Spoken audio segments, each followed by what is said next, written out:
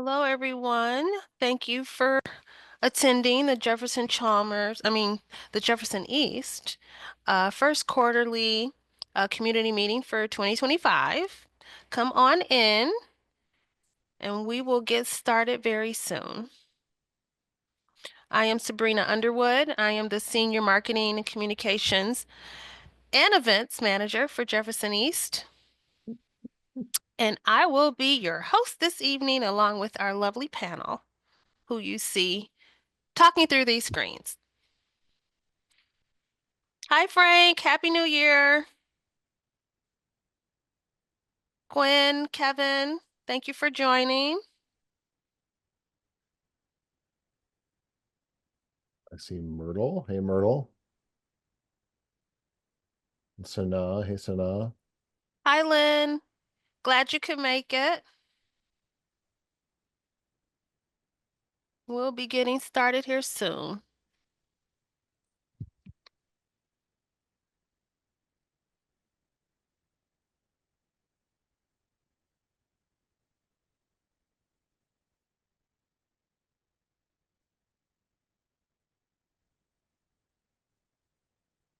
All right, let's get this going on the Jefferson East page.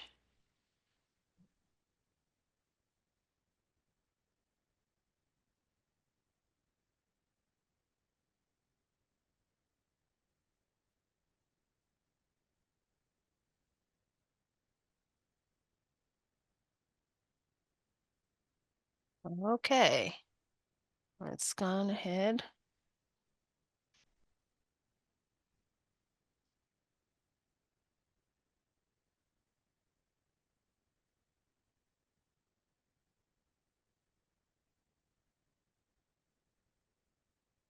Okay.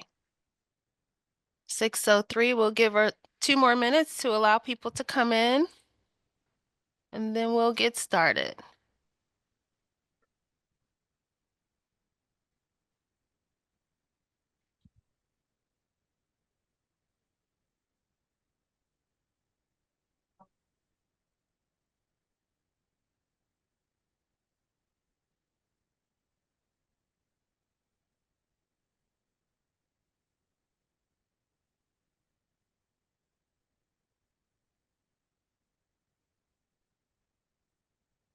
Okay. Hi, Fiza.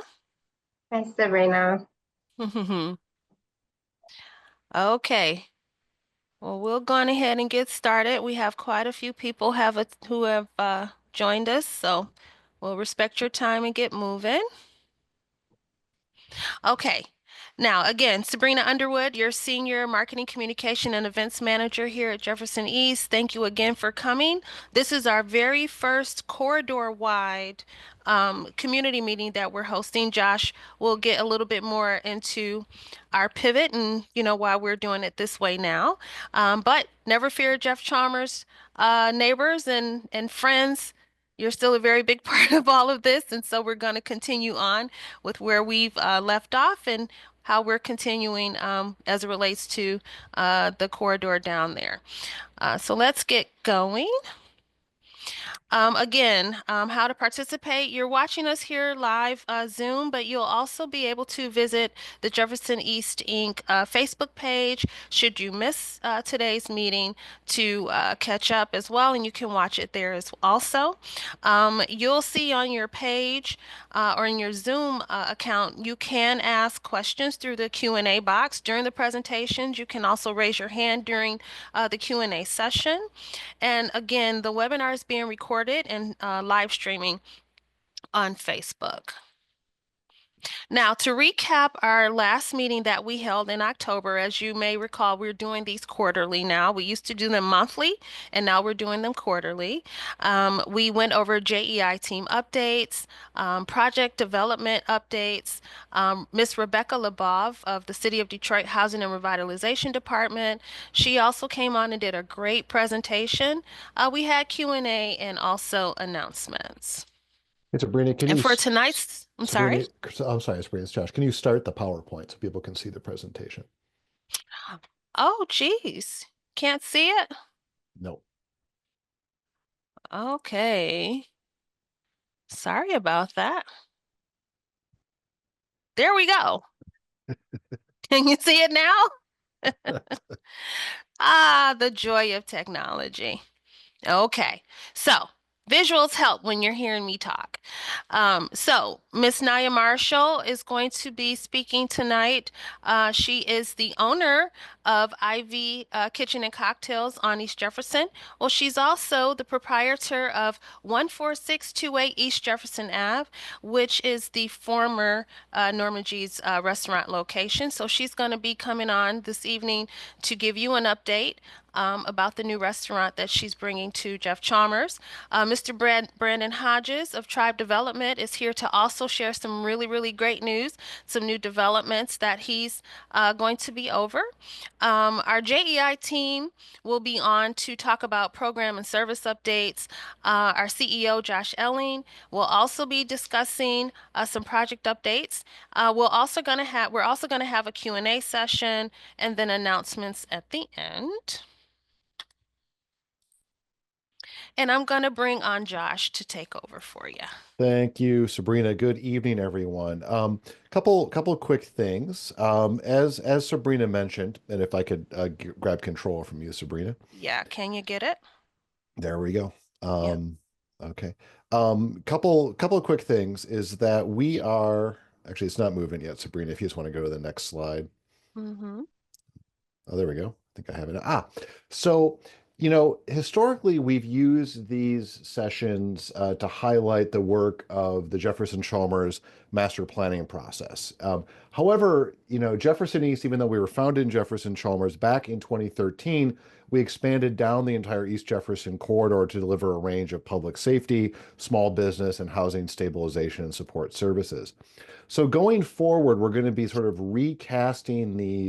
um, uh, recasting these meetings to not only focus on our work in Jefferson Chalmers, but also provide broader updates on development, our program activities in different neighborhoods, looking at potentially crime trends, looking at other developments that are coming in.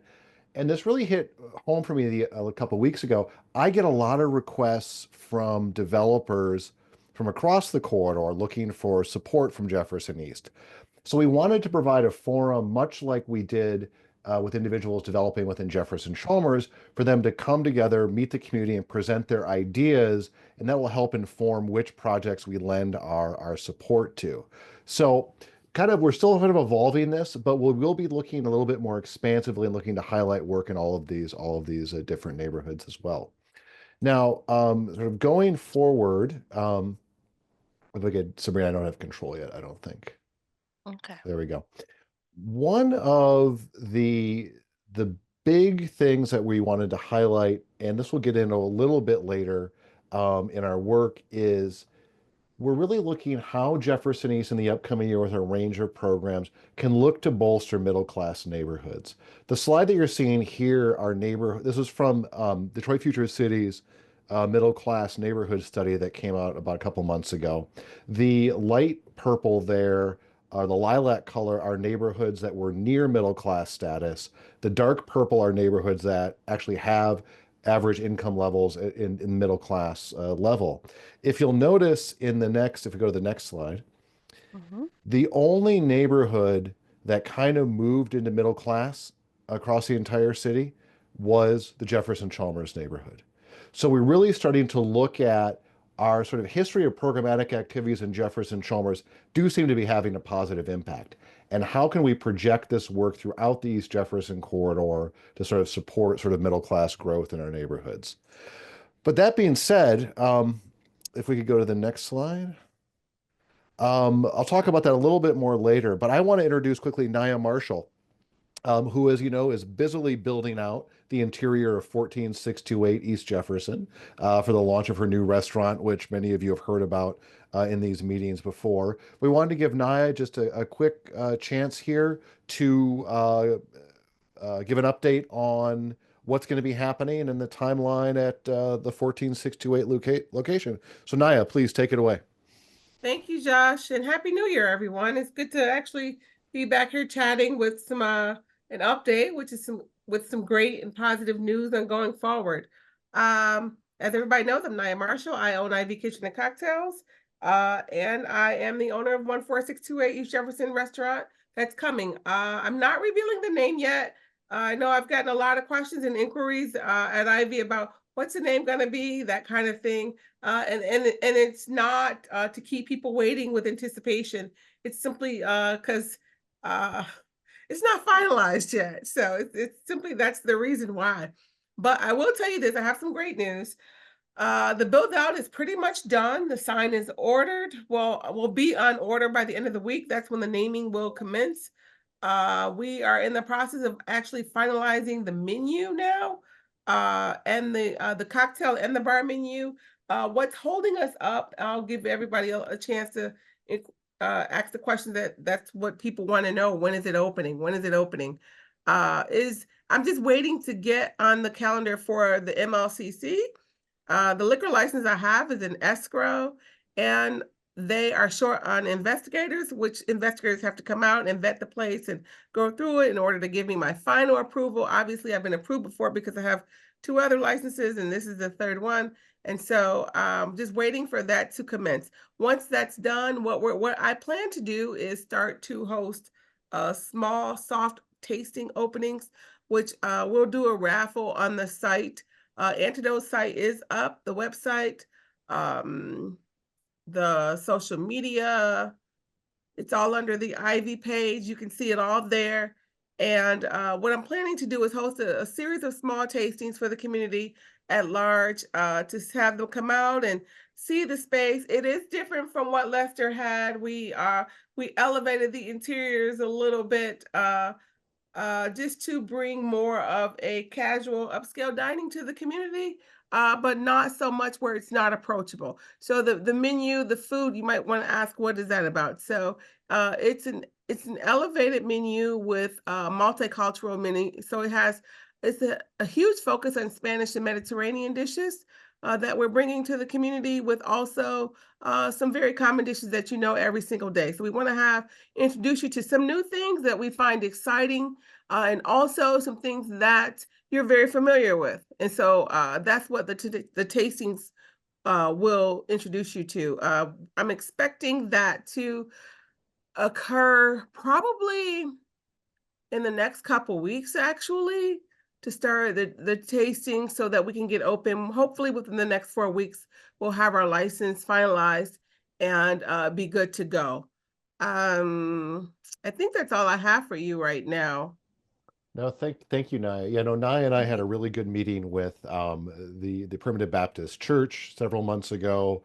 So I think obviously it's just a matter now of just getting on the docket with the Michigan Liquor Control Commission for final Yeah, place final place. approval. They have to do a walkthrough, and obviously they have a rule actually that you can't be within 500 feet of a church, of a school, of a park, etc. And obviously we're in violation of that. And so what we had to do is get much just like Lester did. He went and got, approval for this, and that's what we are going through right now. So once that commences and I'm finalized, then I will be giving the countdown for the opening, which I certainly hope that it is by March 1st, certainly. Okay. Does anyone have any questions for me? No questions in the chat? No Q&A I see a question? hand. No hands? See one hand. Looks like Tiara has raised her hand, Okay. or she Hi, is. Tiara.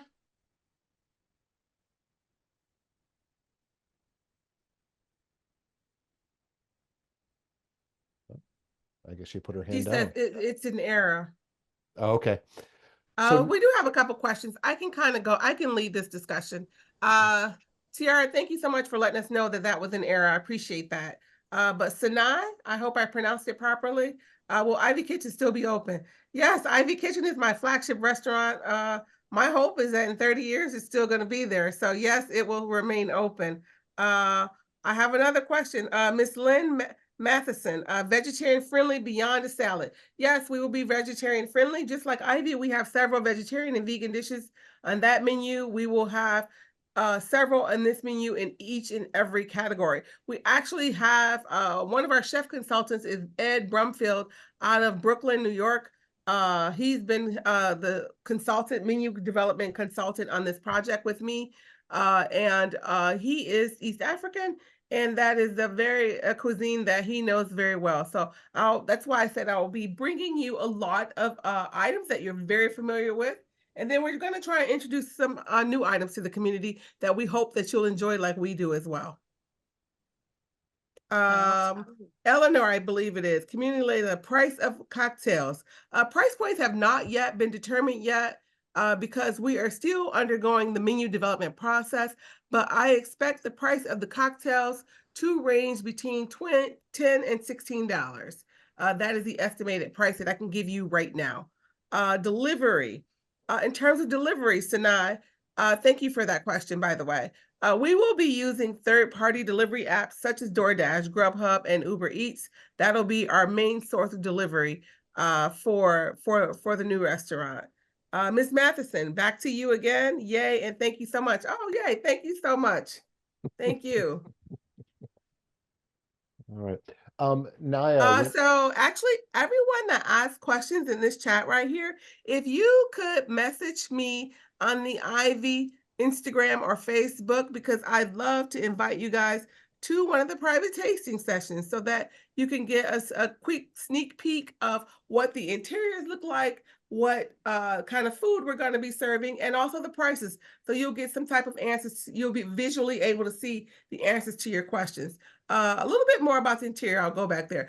I wanted to bring something a little bit more elevated, but not too elevated where it didn't blend into the community, but elevated enough where you can come after work, or if it, also you can host your birthday there as well. So we wanted to do something that was just a little bit more elevated in the sense of the surround to reflect the community as a whole. Because much like going back to Josh's earlier point, you know, the Jefferson Chalmers area has an increasing middle class population. And so we don't want to be exclusionary to anyone. We want to welcome those that are not in that class, but aspiring to be in that class, and those that are in that class as well. So that's where we are with the vibes and the trends of the new restaurant. That sounds great. okay. Well, everyone, we will. Any other questions? Yep, I think I found a couple more. 1 second, Josh. Sanai, I believe your question is, can the space be used for meetings?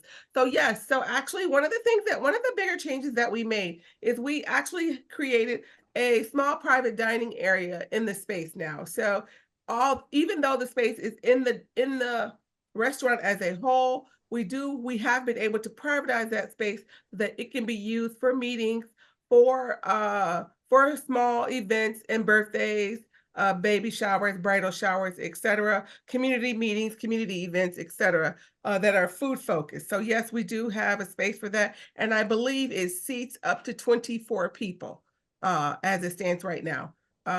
Oh, and thank you so much for loving the different kinds of food. We hope we can please. We know we can't please 100%, but if we can get 95, that'll be a win for us.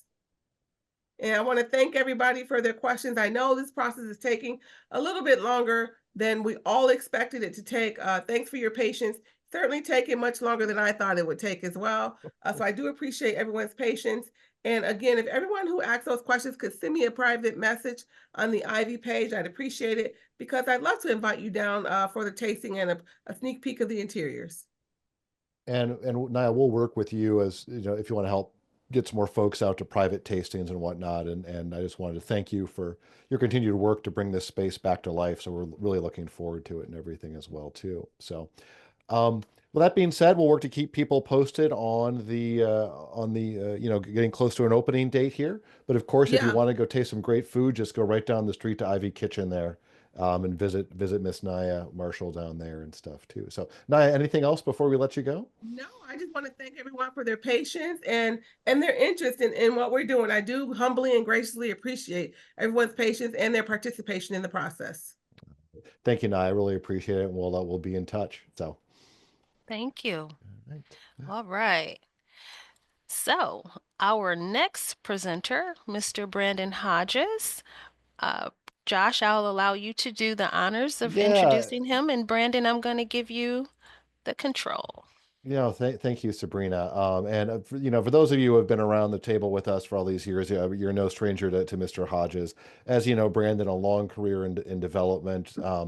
For a long time, he was our director of real estate on the EJ Devco side, continues to provide some consulting support to us around our projects. Um, but Brandon is an accomplished developer in his own right, and is working on projects across the city to really bring equitable and inclusive development to all corners of the city. And he's one of your neighbors who lives right here in Jefferson Chalmers. So he's got a great update on a project, and I will just hand it over to Brandon for an update on his project here in Jefferson Chalmers. Brandon, take it away. Awesome. Thanks, Josh. And good evening, everybody, and Happy New Year. Wanted to provide, a couple of updates, happy updates for you tonight.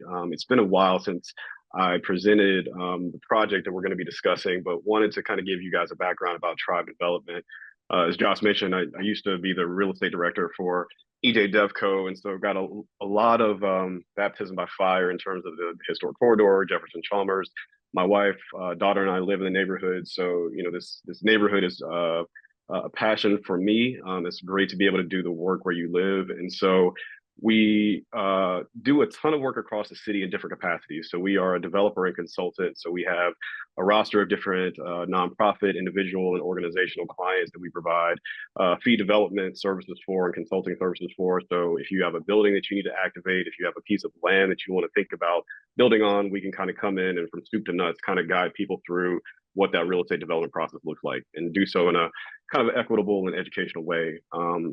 One of the things most people know about me that know me in development, I come from the finance world. So I used to work in community development finance, so building low-income housing and financing low-income housing deals up and down the East Coast in Washington, D.C. and New York. And so that experience on the finance side has since kind of parlayed into my experience as a developer. So utilizing a lot of the same tax credit programs and federal tax assistance programs and funding sources such as home and CDBG funds to get these projects off the ground and also procure them for other clients. So as I mentioned, we do work across the city of Detroit. We have a primary focus on strategic neighborhoods. I think most of you know about the 10 neighborhood strategic framework.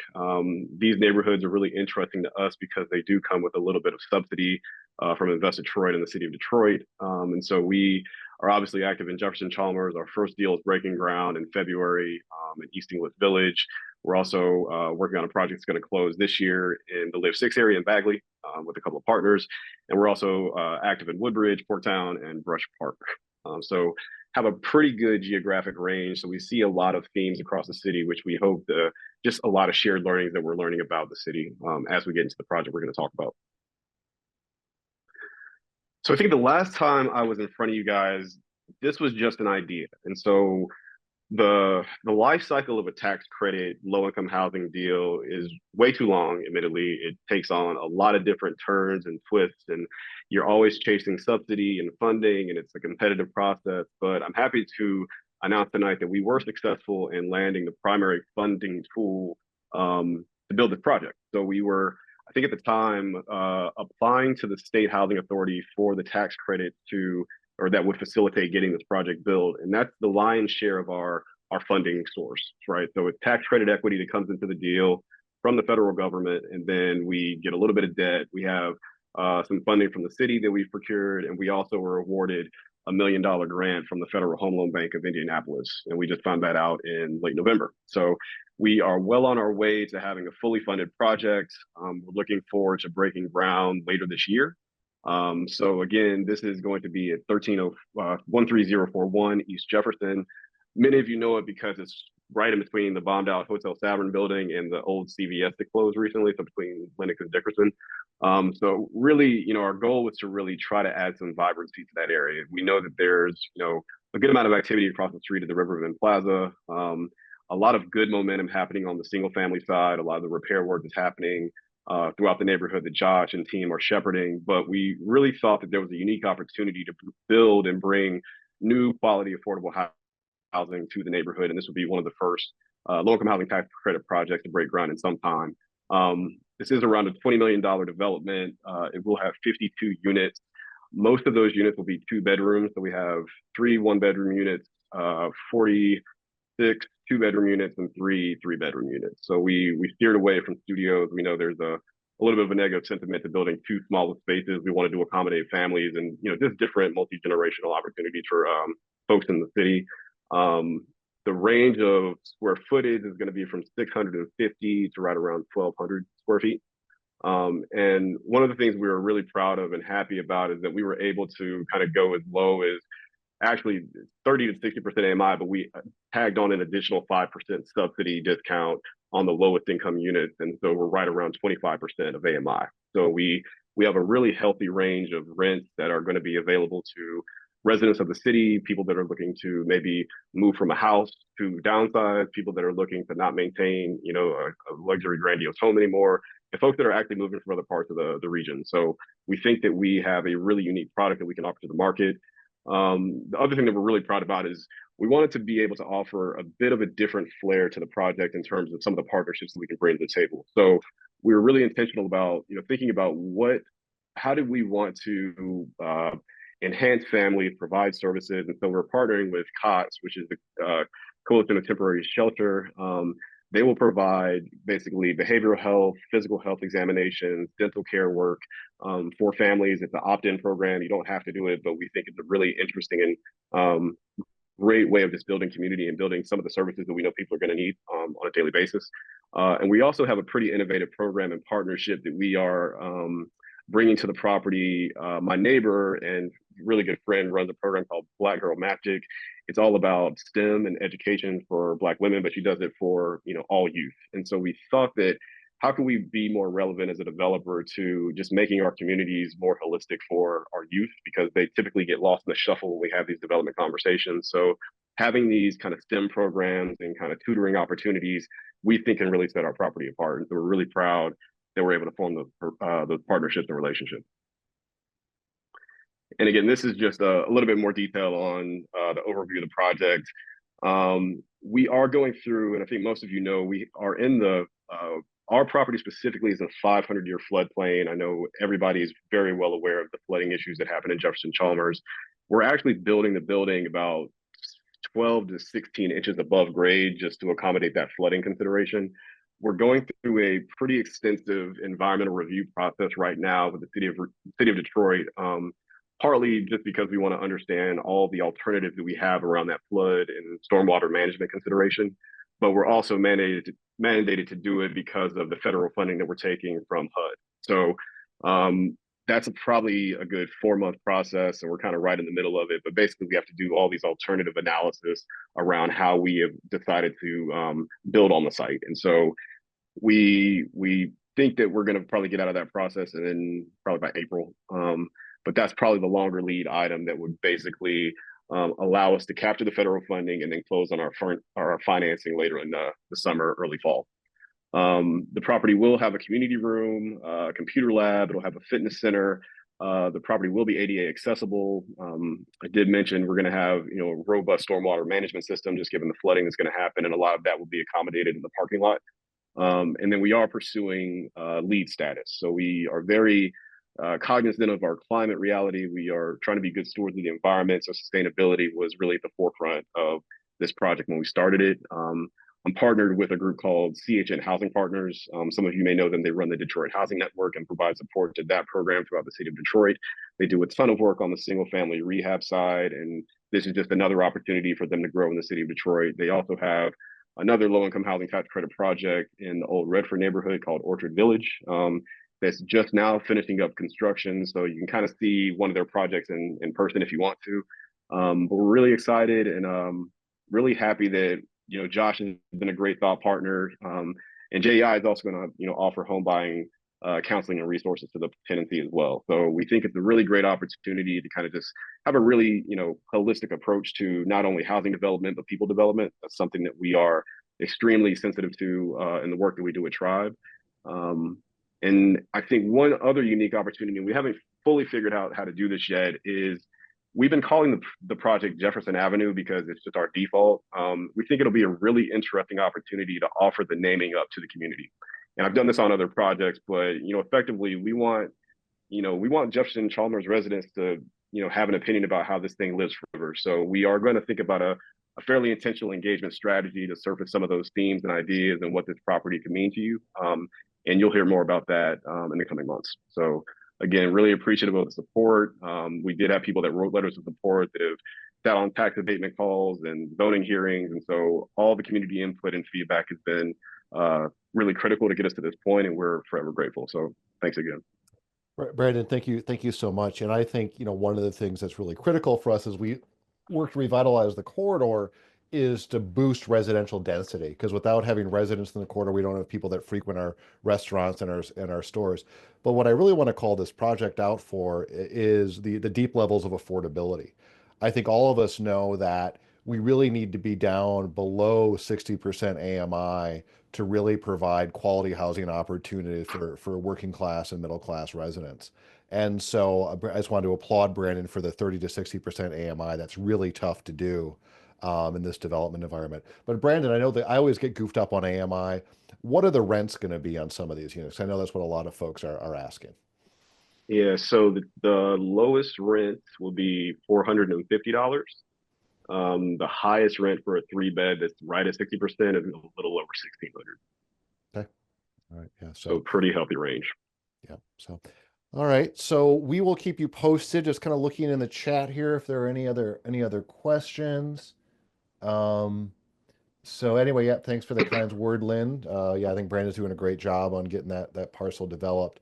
We'll continue to keep you updated on this. I know Brandon will be coming back as they kind of go through the naming conventions and be involvement there. And we're really proud that we'll probably be able to provide home buyer counseling to residents that are in there as part of our housing counseling work that we do as well too. So Brandon, thank you so very much. Oh, a couple other Thank you. questions here. Let me see. So now I asked, how will residents be selected? So we are going to start early marketing. Typically when we have new construction projects, you're trying to market them probably 3 to 4 months in advance of actually opening the building, just to do some pre-leasing. So we'll certainly, as we CHN is also going to be the property manager, so we'll certainly introduce property management team, probably have them come to a session. Probably, if Josh is open to it, we can do something at the resource hub where people can actually come in, do in-person applications. We are accepting Section 8 vouchers as well. So if you have or know anybody that utilizes the voucher, we're doing tenant vouchers, but we also were awarded 8 project-based vouchers for the property, which means they don't leave. So effectively, we have really 8 super, super low income units that we can always offer, and we know that they're perpetually going to be there at the property. So people can find out about the property through that channel as well. The city of Detroit also will have our property on its website in some capacity, just to make sure that the affordable housing is known about. So we'll have a variety of different touch points for you to get in touch with us. So, all right, thank you, Brandon. And then Combs of Detroit wanted to know if there's a way to become a vendor supplier for both projects. I would say if you could put your contact information in the chat, we'll gather that and then reach out, share that information with both Nya and Brandon if they're looking for different vendors there. So, okay. Right. Thank you very All right, thank you, much. Brandon. Great. Thanks, guys. So, Josh, I'm going to hand it over to you. Okay, let's see One if I can do second. this time. Yeah, there you go. Okay. All right. So anyway, wanted to go into our just a quick overview with the housing services, and I wanted to thank the team for being here tonight. I know Fiza is doing childcare duties with her son, so we want to get to her quickly to free her up. But just quickly, I'm so proud of the team, and I can't say enough of the work of the entire team in the last year. As Jefferson East really works to combine a whole range of resources in our role, the Detroit Housing Network partner as a role for the Detroit Home Repair Fund, Energy Efficiency Program. How do we take all of these programs and get them into residents' hands to stabilize houses? And a while ago, I think I shared this map last time. From over 10 years up until from about 2013 to 2023, the team basically deployed about $3.3 million in home repair resources. This was 0% loan, this was MISHDA grants, this was other programs we got people plugged into. And that was a huge amount that we thought over that time period. And we were very happy about that. But what I really want to applaud the team, and you'll see some of these numbers, in this year alone, in 2024 alone, we deployed almost $2 million of home repair grants and loans. And the bulk of that was done directly by the team that's going to present right now. So I'm very, very proud of that. We're able to help hundreds and hundreds of homes this year get more energy efficient, recover from the floods, and make their homes more resilient. So I want to turn it now over to Katrina Reinhardt, Director of Home Repair and Resiliency, to just say a few words. Hey everyone. Um, so I am going to be talking about our home repair programs. We are providing home repair services within the framework of resilient homes. And so we're using a whole home strategy to braid together as many funding sources as possible to provide each homeowner that we service with as many resources as possible. We're doing a combination of minor and major repairs, and we're trying to make homes more livable, healthy, safe, accessible, and resilient to climate change. The Detroit Home Repair Program is one of our larger programs, and the program is very health and safety focused. We're doing whole home livability upgrades, and our repairs vary from home to home based on each home's need. But the repairs included or have included so far this past year, we did roofed porches, sump pumps, indoor gutter systems, and basements to reduce moisture and prevent flooding disasters. We've done floor stabilizations in homes that had holes in the floor or dangerous floors that were not supported, accessibility upgrades, and many, many other repairs. Um, in in 2024, we did major repairs on 18 homes using this funding source. We expended over $410,000, and we spent about an average of $23,000 per home. And that was just using this funding source. We combine that with other funding sources. And next year, we hope to expand the program and address the needs of about 22 homes this year.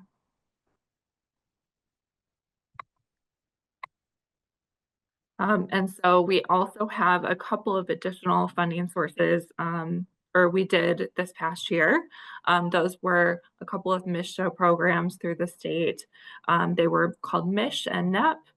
And we provided energy efficiency and accessibility modifications for 6 homes using the MISH funding.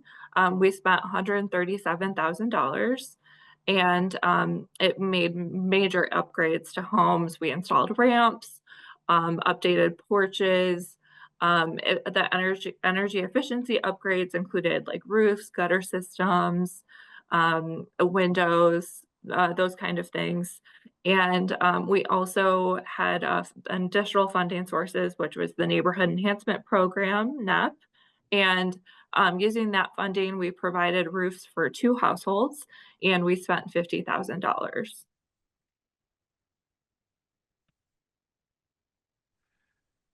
All right.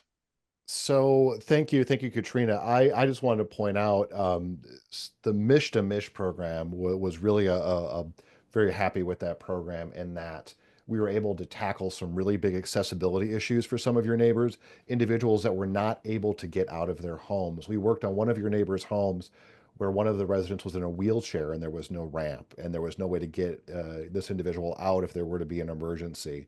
And the team went above and beyond to make that deal work.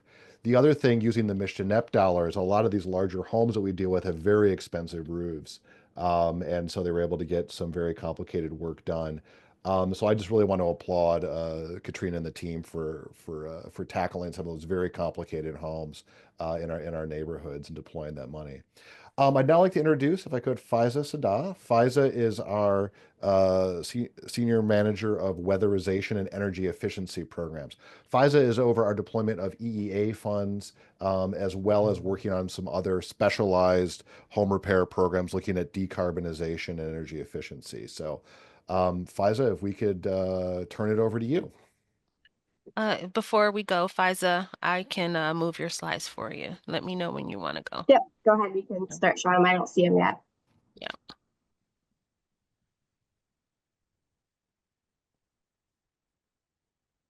Are they up? Yeah. Got to share your screen. We can't see Yep. them, Sabrina. Got to share your screen. I don't see them, Sabrina. I don't know what's happening. 1 second. We're gonna technical difficulties, team. Okay. I don't know why you can't see it. I'll just pull up the deck. Okay. Can anyone else see the screen? No? Okay, No, hold can't.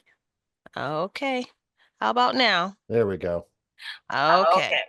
There we There we go. go. So So now, now, Fiza, I'm Liza, going to give you the controls. I'm- 1 second. Hi, everybody. I am Liza Sadad. Like Josh said, I do oversee the energy efficiency program. Just going to do very high level on what we completed in 2024, which I think it would be probably one of my most successful years implementing the energy efficiency program. Okay, it's a we. I'll give you a lollipop. Do a lollipop? Come here. No, come here. It says we service over 120 customers. We've allocated over $1 million in energy efficiency upgrades. Hold on. We completed over 40 roofs, including central AC units where families didn't have central AC units. We completed 8 roof replacements, sorry about that, over 80 weatherization measures installed. Sorry. And the average that we spent on each customer's home was about $11,000. So we do have a very big goal next year. We would like to service at least 130 as we look to onboard additional staff to support this wonderful program. Okay. Would you like for me to move it for you, Fiza? please. Yes, not a problem. 1 second. Sabrina, we lost the slides again. Okay. I don't know what's happening today with everything, but we're good. Okay. There we go. Come on, come on. Okay, And you like I get to mentioned before, this was a very successful year, but it was also a very impactful year. We focused in Q4 serving customers with no heat and hot water. As we approached those colder months, we wanted to ensure that families had heat for the cold season as well as the holidays. We've deployed it over $1 million. It's actually $1.4 million in energy efficiency upgrades. These upgrades not only reduce energy costs in families' homes, it also provides them more comfortable and a more healthier home. So as we look ahead for 2025, we want to continue our focus on providing no heat and hot water for customers as we are still in the colder months. And again, as we look to 2025, we will still be completing this good work into the communities. If you or if anybody that is experiencing no heat or hot water, I stress that you guys give the office a call directly. If you are just interested in upgrading and energy efficiency measures in your home, please complete the interest form. We are pulling customers first come, first serve. All right. Thank you, everybody. Liza, thank you so much, and thank you for taking the time to get back to your little guy there and stuff too. So it's all good. Thank you. Now, and actually, yeah, as Fiza mentioned, for every home that we weatherize, there's an estimated savings to both the individual and society of almost $7,800. We're seeing reductions in people's utility bills by $200, $300 a month after they go through this program. So it is an amazing program. Couple that with the DERF work and everything else, we're really making a huge impact. Do I have control?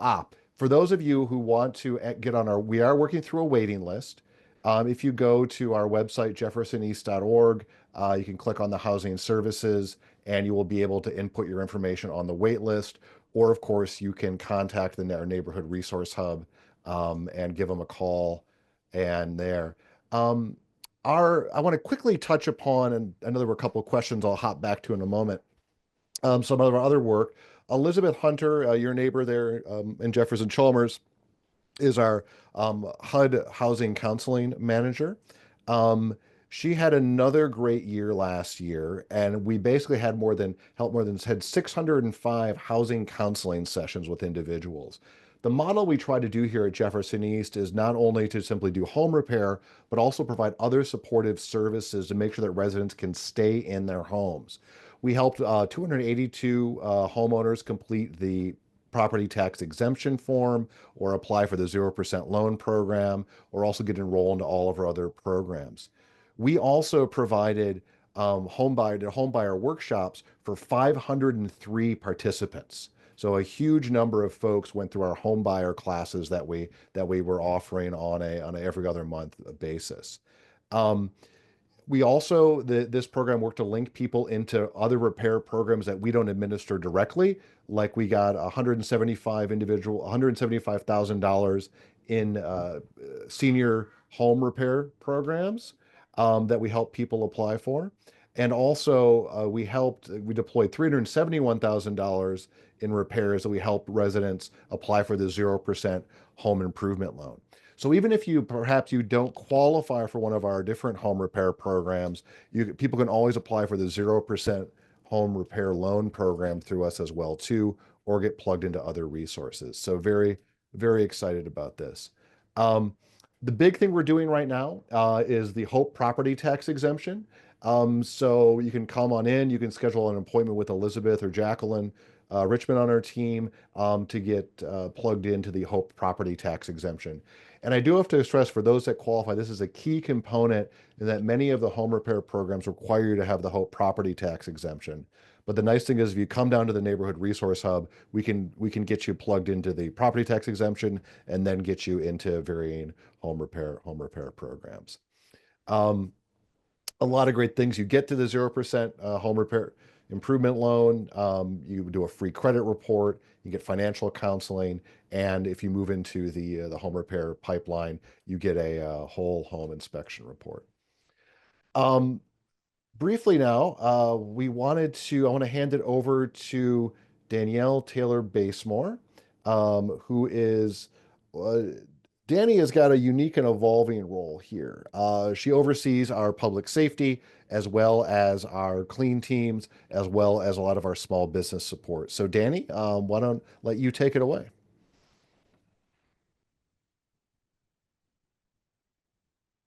If you're muted, Danielle.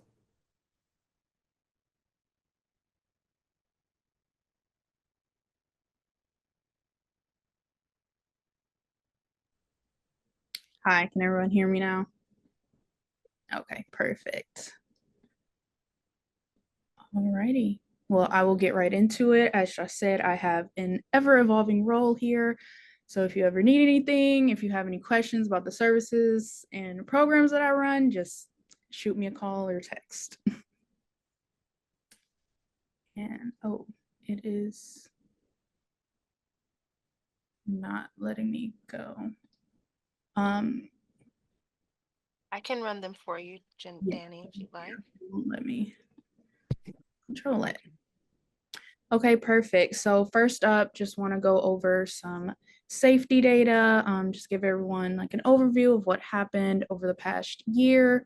And first, I just want to go over 7th District, it's Rivertown, Lafayette, Elmwood Park, the Villages, and we saw a slight uptick in violent crime and a decrease in property crime. More specifically, we saw decreases in robbery, sexual assault, damage to property, arson, and larceny. And then in Jefferson Chalmers, our beautiful 5th District, 5th Precinct, we saw no change in violent crime, and we saw an uptick in property crime, and we saw decreases in weapons offenses, stolen vehicles, robberies, homicide, arson, and sexual assault. So all good things. We just encourage everyone to, if you see something, say something.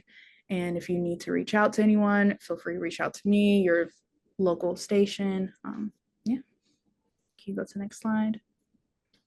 Perfect. And on that note, we partner with Wayne State to offer domestic violence counseling for anyone who needs it. And over the course of 2024, we helped approximately 1,600 survivors of domestic and intimate partner violence.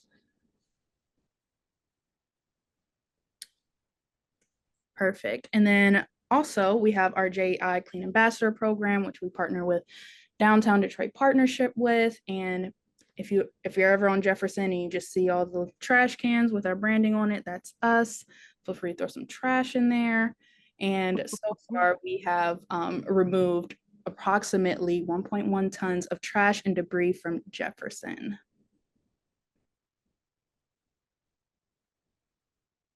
Okay, perfect. And then this is our impact from 2013 to now. We've had 115 trash cans emptied and maintained 3 times a week. This does decrease during the winter time to 2 times, but you guys get the gist. We've had over 3,500 pedestrians and motorists assisted. Again, like I said before, we have 1.1 tons of trash removed and over 5,000 graffiti tags removed. Okay, perfect. And then this is part of our business support offerings. We have the community tech worker program, which we partner with University of Michigan to provide.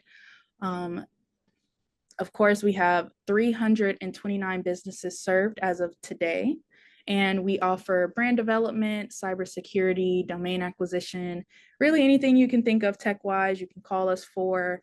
And we're happy to share the news that we actually have a new site opening at Live 6. It'll be another iteration of this program. And so there'll be community tech workers here and at Live 6. Yep, that's all. Danny, thank you so very much, and a lot of good work there. I think one of the things Danny pointed out are the programs that we've been able to innovate down here in Jefferson Chalmers and the East Jefferson corridor were really so successful that other neighborhoods wanted to have them as well too. So we were able to obtain a grant with our friends at University of Michigan to not only provide the tech workers within Jefferson Chalmers and the East Jefferson corridor, but also in Live 6. And so we're looking at this evolving model of taking what we've learned here and exporting it to different neighborhoods.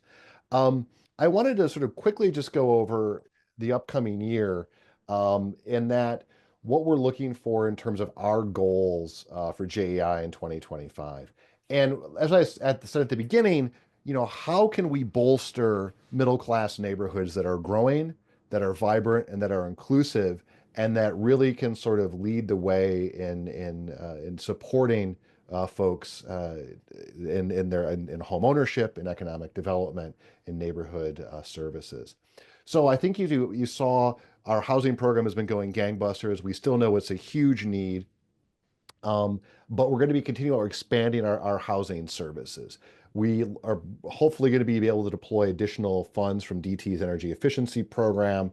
Our support for the Detroit Home Repair Fund was renewed, have some additional pending support from the state of Michigan. So we're going to continue to really focus on our home repair housing counseling work. We can't forget our climate resiliency. We all know that our neighborhoods are at the end of the funnel in terms of stormwater runoff. And so we're going to engage around the floodplain disaster prep and infrastructure advocacy. We want to continue to expand our Jefferson East small business and safety services. And there's a few other things I wanted to go through with, including implementing a Rivertown business improvement zone, and then things I do build some private contributions. But I wanted to go back to this slide because one of the things we learned is that we looked at the neighborhoods that moved into middle class status in the last 10 years. The only one of them was Jefferson Chalmers across the city. A lot of other neighborhoods slid out of middle class status or near middle class status. And this was really, if you look at this map here, this was the concentration of home repair services we were able to provide from 2013 to 2023, and a good concentration in Jefferson Chalmers. We think this had a big impact on stabilizing our middle-class population and also working to attract new residents, despite the challenges that the large disasters we faced had. So I think I saw a former friend and employee, Michelle Lee. I want to give a shout out to her for kind of spearheading this. because I think as we look to evolve our programming and intensify our work in other neighborhoods up and down the corridor, we'll be looking at how this concentration of home repair can stabilize and support middle class neighborhoods. Um, One big project we're working on the other end of the corridor, down in Rivertown, is implementing a Rivertown Business Improvement Zone. Now, for those of you, business improvement zones are basically areas in which the commercial property owners agree to have an additional assessment to pay for services that the city does not provide. So we've been working for the past several years in Rivertown with our friends at the Riverfront Conservancy and the Downtown Detroit Partnership to look and raise a uh, funding to support the work that we're doing in Rivertown. So of course, a biz has to be voted on by the commercial property owners. There's a public hearing. There's all this stuff that has to go into place. But we're getting very close to actually kicking off the formal process on this. And what we're looking at, and this is down in Rivertown, the area that sort of goes from about Rivard down to just beyond the Belle Isle Bridge, and I'm north here on Congress, and then north on Larned. This is looking to be the Rivertown Business Improvement Zone. Why this is important for Jefferson East is, down in this area, we've supported the clean ambassadors like we do up and down Jefferson. We've supported safety work. If the biz goes into effect, Jefferson East won't have to allocate grant dollars or private contributions to pay for those services. Those services will be supported by a special assessment paid by the commercial property owners. And those dollars can be spent on hospitality services, clean ambassadors, safety and security, but it can pay for other things too, like business safety assessments, supplemental lighting, urban planning studies, things like that. But what I really like about a business improvement zone is it creates an additional level of oversight and control of resources. So it's not just a nonprofit board making the determination, it's a public body. If this business improvement zone goes into effect in Rivertown, there'll be the Rivertown Biz Board, which will oversee the funds, and they have to comply their business in accordance with the Open Meetings Act. There's public audits, there's public hearings, and so just very excited about this approach. Downtown Detroit's had a biz for many years. It's been wildly successful. Southwest Detroit's had a biz, and we'll be looking to bring it to Rivertown. Um, the assessment formula is a little bit complicated. It's based upon the assessed value of the property in Rivertown and the size of the property roughly, but it works out to about 14 cents a square foot. And we think in Rivertown in the first year, this will generate about $859,000 to support services within Rivertown. And over time, we think that would grow, and a business in place for 10 years before it has to be renewed. It would be about $9.4 million in revenue that could be allocated in Rivertown. Now, a biz works well in a district like Rivertown that's got office space, that's got a lot of retail space. The replicability down the rest of the corridor is something we could look at, but you've got to be at a certain level of commercial and space to make it work. So this will probably work in Rivertown, and we'll see how it goes. We don't know if we'll expand the idea for further down the corridor, but this is one of the few ways that we have to raise locally designated resources. So again, this is just in Rivertown. It's not in Villages, Marinas, or Jeff Chalmers, just in Rivertown. We're going to be pushing forward with this year. We're getting pretty close to being able to start the process. So, if you want to, be kept abreast of this, come to some of the public meetings. I saw Bob Slitzler was on the call. He sat into one of the public presentations we had in Rivertown the other day. So just stay in touch on this. We'll keep you posted on how this works. And if for those of you that are in Rivertown and want to have more information on this, please feel free to reach out to me.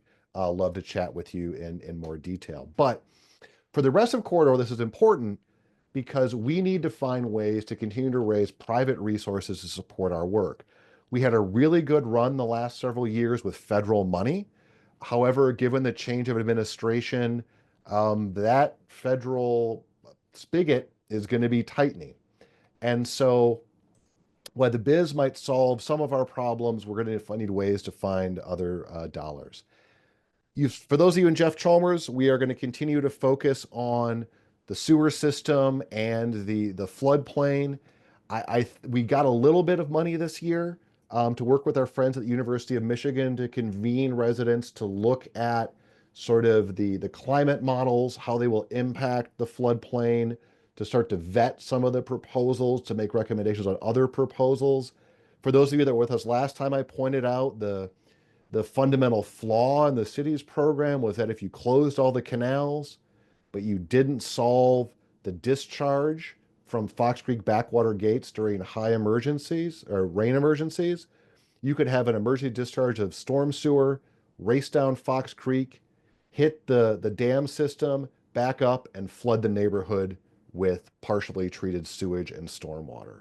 So then we all agreed the original administration's proposal was not a good one, but we need to figure out what could work and how does this all work in terms of the federal regulations. So we'll continue to dive into that in the upcoming year. Some other interesting concepts out there with boosting sewer capacity, exploring some of these, lobbying for some of these solutions around some of the new CDBG DR funds that were released to do some upgrades in the sewer system. So we're going to focus on this in the next year. We also received a grant from Wayne County to make some further upgrades to the neighborhood resource hub to make it a climate resiliency center. So what improvements could we make if there's a power blackout that we still could have some power at the resource hub so that people could maybe charge their cell phones? We could base first responders out of here, just things of that nature. So we're going to be exploring that this year. The other piece of this grant, which will leverage our public safety outreach, is how can we build some community disaster preparedness plans? So if heaven forbid, knock on wood, we have another disaster, we can all be a little bit better prepared to help each other and respond to that natural disaster. So stay tuned for that in the upcoming year. We'll have some meetings on that. But as I mentioned, we've been very fortunate in securing a lot of federal funds over the last several years. The business improvement zone in Rivertown will maybe help us offlay some of our costs that we were spending in Rivertown and deploy those in the rest of the corridor. But we still have to raise money to keep the rest of East Jefferson clean. So if you're interested in sponsoring our Clean Ambassador program or donating, you can please visit our website and look at sponsorship option or donation and options there over the upcoming year. But we have to grow our pool of private donors. That being said, it was a wonderfully productive year on the JAI side, and I look forward to continuing on. Couple quick project updates on EJ Devco. Again, thank you for all the support on the first phase. On the Marlboro Apartments, we are closing out the permanent financing with the Detroit Housing for the Future Fund. That's been a big project to get the permanent financing in place. The buildings are occupied. We're at about 70% leased. We have a few 1-bedrooms and a couple 3-bedrooms left, I think 3 units left. And we'll get to the new property manager. We're hopefully going to be able to make some progress on the construction of the south parking lot here south of 910 Marlboro. And we're waiting to hear on an award of additional funds from the city of Detroit to build the north parking lot north of 1031 Marlboro. We got the update from Nya, of course. Detroit Soul still doing great business, and that first phase. What we're really focused on the next year is sort of a 2-pronged question, which is actually a 3-pronged question, but I'll talk about 2 of the prongs tonight. One, we're really going to focus on moving the Jefferson Chalmers Gateway project forward. This is the block at Alter and Jefferson that we control, as well as figuring out a way forward on the 3 small retail buildings we have remaining. The Gateway project, you've seen some of these renderings. It's bubbling up to be about between a $15 and a $18 million project. We're currently sitting down with Invest Detroit to figure out how the Strategic Neighborhood Fund plays a role in here, how we can line up the financing model, but also, what development partners we can have bring into this. This is a large project. We're going to need support, and we're going to look to try to find a good development partner that meets our values, meets the community's values. So stay tuned on that, because there'll be vetting of whichever group that we would choose to work with. But very preliminary right now. Here's the big question, and this is more I'm going to leave you with a riddle, and I don't have a lot of good answers right now. Since the, as you know, for those of you that have been around the table with us for a while in Jefferson Chalmers, we have been working on a multi-property tax increment finance district, something called a targeted redevelopment area that would have provided support for a lot of the projects up and down Jefferson. However, that was not adopted by the city of Detroit. And so we kind of were put back to square one with some of these smaller retail buildings that we'd own that have very high per square foot redevelopment costs given the brownfield conditions or just the historic nature of the buildings. But then we can't really get the rents we need to support the level of investment. Case in point, the old Crown Cleaners building. We think that the just to get this building to white box status is going to be around $1.3 million, right? If we don't get any subsidy on that deal, I would have to charge a tenant $10,400 a month in rent to basically leverage that amount of money to make the investment. Similar numbers on a lot of these other smaller buildings with sort of development per square foot development costs within the $300 a square foot range. 14326 and 14522, those also lie in the federal floodplain, so we cannot get federal support for those projects. So we're really having a tough look at these to figure out, do we mothball some of these? Do I have to do a completely different approach where I just do a nonprofit approach to renovating some of these buildings? One concept we're kicking around right now is 14326 as a retail incubator with small retail spaces for lease. Does 14313, because of the high level of an old dry cleaner, should we just demo this structure and hold the land? So we're going to have some pretty weighty questions to figure out over the next several months. We'll probably be coming back to you in this forum to get some feedback on some of the different strategies as we kind of vet some of them out. But it is a little bit frustrating because the really high cost of renovating properties makes conversion of very small retail buildings tough to do. Just so you know, when we renovated the neighborhood resource hub, that building cost us about $2.5 million, but we were able to raise about half of that in grant funds to support it so we could make the math work. So just a level of subsidy you got to do is a bit of a challenge. So don't want to bum people out, but this is one of the riddles we're trying to figure out this year. That being said, we gave you a lot. And I guess now would love just to open it up for some Q&A and questions that are out there. So Sabrina, you want to man the question field here? Do we have any things in Q&A? Sure, let's see. What do we have here? Lynn asks, what's the thinking on solar for a part of the climate resiliency in Jefferson Chalmers? Good question. Lynn, so this is where the change in administration has complicated things. The state of Michigan was about to roll out the Solar for All program. It remains to be seen how many of those funds made it out of Washington, D.C. and are in the state's hands. So we spent the last week trying to get answers on some of those. Broadly, in terms of solar, I think that Jefferson Chalmers in many ways pioneered a lot of this through the work of Tammy at the Community Treehouse and the initial attempts to go and get solar in the hands of homeowners. We also know, though, from our home repair work that to make a home solar ready, you really have to upgrade the electrical. You've got to go from the 100 amp panel to a 200 amp panel at times. You've got to make sure you get out the knob and tube. So one of the things that we're going to be working on this year, some of that FISA's on, and when we do our EEA work, we really look to upgrade people electrical to make them sort of solar ready. And so I think that we'll continue to do on. The other things about deployment of individual solar, we have to see how the different subsidies are going to be impacted in the next year. One thing we're going to look at with our Resiliency Hub grant that we got is, can solar be baked in any way to the resource hub as a power backup system?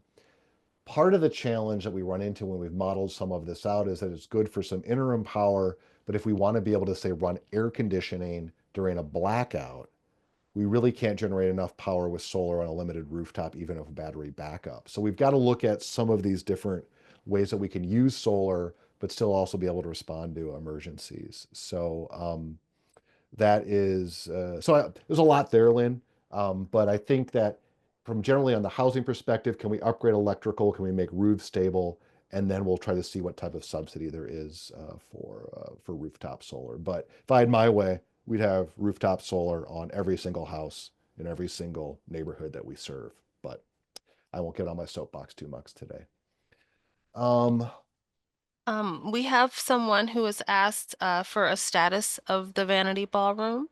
Yeah, so as you know, as I've stated before, when the TRA was not approved by the city of Detroit, or elected not to go forward with the TRA, we transferred the Vanity Ballroom back to the city of Detroit.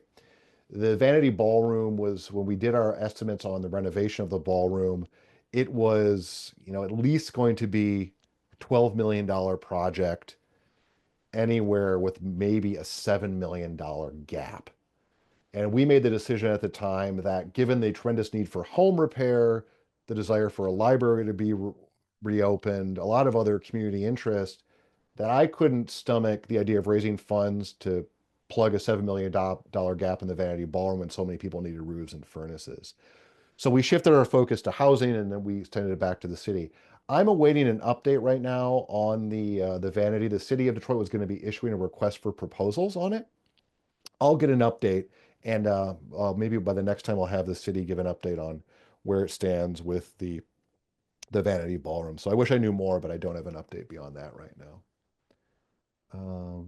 Nicole, quick rundown on Norma G's. Yeah, Nya Marshall. She is hopefully going to, we're waiting on her liquor license to be placed. She's going to reveal the name in a couple weeks, and then have some community tastings, but she's hoping to get open by early March for her new restaurant there, Nicole. I see Toya. I wanted to know how much the cost. Oh, so yeah, hi Toya. I'll have to go back and look at the slide on the total project costs. I think it's about $20 million, Toya. And the location of that is down here in Jefferson Chalmers. Um, uh, and it's down at on the north side of Jefferson, right next where the old CVS is. I believe that is Gray Street right there. I hear your commentary on middle class neighborhood, but I think what I was trying to stress there, Toya, is we don't want to really, we want to create opportunities to grow out from the middle while supporting our low income residents, while also focusing on that demographic versus trying to cater to solely to luxury or things like that. So happy to talk more about that too. And no, I am not telling you to get out. Would never do that. Funding sources for a home repair program. Our three largest sources, the DT Energy Efficiency Program, that is the largest source. We deployed about $1 million to that program in the last year. The other program is about 400. 10,000 we deployed last year through the Detroit Home Repair Fund, which is a privately funded home repair program, primarily by the Rocket Community Fund funds that program. And then we had a couple collection of state of Michigan resources, be they MISHDA, it was MISHDA Mish and MISHDA NEP that funded our home repair programs. Those are the ones that we directly control. We're able to refer people over to other programs that we don't control. These are things such as the City of Detroit Senior Emergency Program, as well as the 0% home repair loan program and the lead abatement programs. So hopefully that answers your question there, Gina. And okay, Michelle Morris. Okay. All right. So we're gonna move forward. We have some pretty interesting announcements to make. Or for many of you, in Jeff Chalmers and around. You've heard us talk about the Marlboro apartments now for the last couple years. As Josh mentioned in his presentation earlier, we do have availability now. Rents run between $900 and $1,400. We have now Continental Management, who's our property managers, and you can contact them directly at 313-824-1881 or email them at marborough@continentalmgt.com for more information about availability in the Marlboroughs, and you can contact them to schedule a tour as well. As Danielle spoke earlier, with our safety and our safety program with our partners through AmeriCorps Wayne State University, we offer safety device distribution, again, domestic violence counseling, emergency response training, public safety signage, and then again, community CompStat. If you would like to have a device to help prevent theft of your vehicle, you can definitely contact American Urban Safety at Darien, Darrian Amos at gmail.com. Her name is Darian. You can call her at 313-577-1166. You can also directly reach Danielle.